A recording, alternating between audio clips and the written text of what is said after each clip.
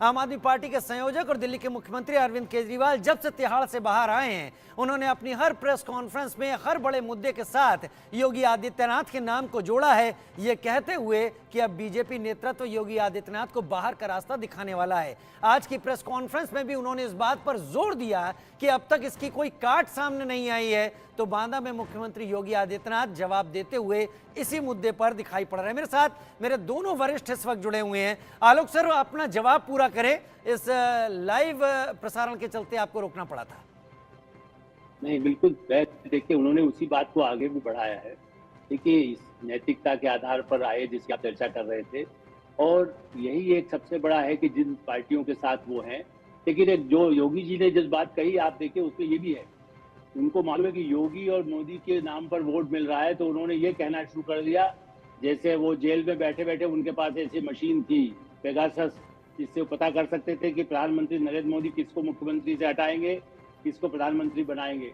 माने इतना ऐसे दावे करने से एक भ्रम पैदा करने का, अफवाह फैला करके देश में तो बहुत सारे काम होते ही रहे, दंगे भी होते हैं।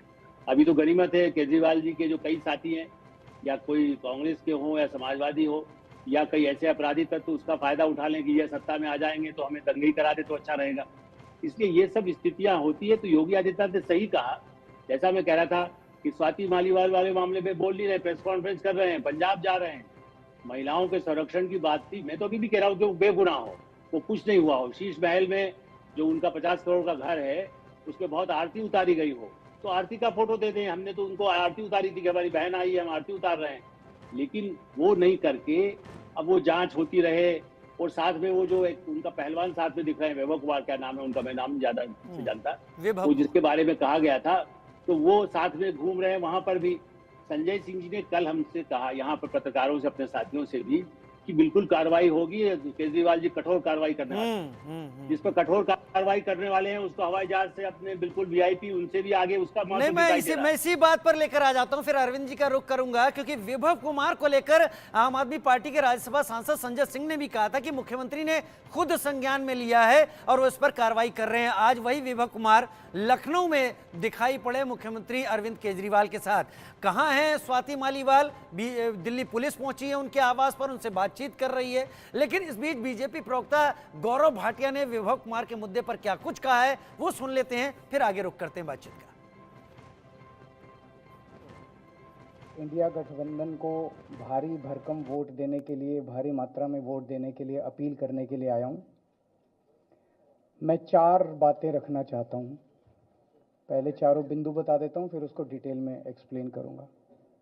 पहला ये कि ये चुनाव भारतीय जनता पार्टी, मोदी जी अपने लिए वोट नहीं, अमित शाह जी को प्रधानमंत्री बनाने के लिए वोट मांग रहे हैं। दूसरी बात,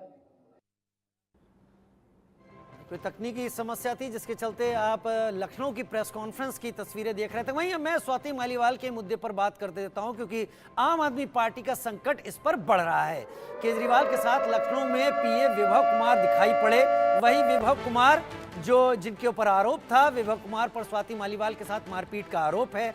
लखनऊ की तस्वीर से संजय सिंह भी विभव कुमार के साथ दिखे। वही संजय सिंह जो प्रेस कॉन्फ्रेंस कर कह रहे थे कि विभव पर एक्शन लिया जाएगा। आम आदमी पार्टी ने स्वाति मालीवाल के साथ घटना को निंदनीय तक बताया था। विभव कुमार की तस्वीर वायरल हुई और आम आदमी पार्टी पर बीजेपी इसके साथ हमलावर हो गई। तो अब मैं अरविंद जी आपका रुख करूंगा। अरविंद सर, आपने ये कहा था, ये अभी हमसे चर्चा में बात हो रही थी कि राजनीतिक दलों में नैतिकता एक बड़े सवालों के घेरे में है। अब आम आदमी पार्टी का ये मसला है जहां पर राज्यसभा सांसद, दिल्ली महिला आयोग की पूर्व अध्यक्ष स्वाति मालीवाल, उनके साथ क्या हुआ अब तक साफ नहीं है।